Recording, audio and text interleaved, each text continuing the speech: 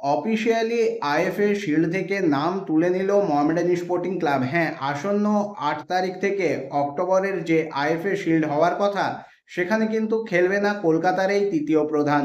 তারা কিন্তু অফিসিয়ালি চিঠি দিয়ে বঙ্গীয় ফুটবল সংস্থাকে জানিয়ে দিয়েছে তাদের পক্ষে এবারের আইএফএ শিল্ড খেলা সম্ভব নয়, কারণ খেলোয়াড়দের তারা এই মুহূর্তে ছুটি দিয়ে দিয়েছে এবং 8 তারিখের মধ্যে কোনোভাবেই খেলোয়াড়দের আনা সম্ভব নয়, কারণ বেতন বকেয়া রয়েছে খেলোয়াড়দের। তাই জোর করে খেলোয়াড়দের আনা মোহামেডানের পক্ষে যথেষ্ট কষ্টদায়ক এবং এই জন্যই মোহামেডান কিন্তু কোনোভাবেই 8 তারিখ থেকে শুরু হতে চলা আইএফএ শিল্ডে দল নামাতে পারবে না।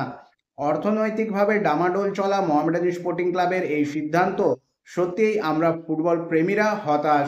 মোহামেডানের এই যে ডামাডোল কবে মিটবে তার দিকে আমরা চাতক পাখির মতো সকলে তাকিয়ে আছি। শতাব্দী প্রাচীন একটা দলের পক্ষে এই রকম অর্থনৈতিক কারণে দল না নামানো সত্যিই লজ্জাজনক একটা ঘটনা।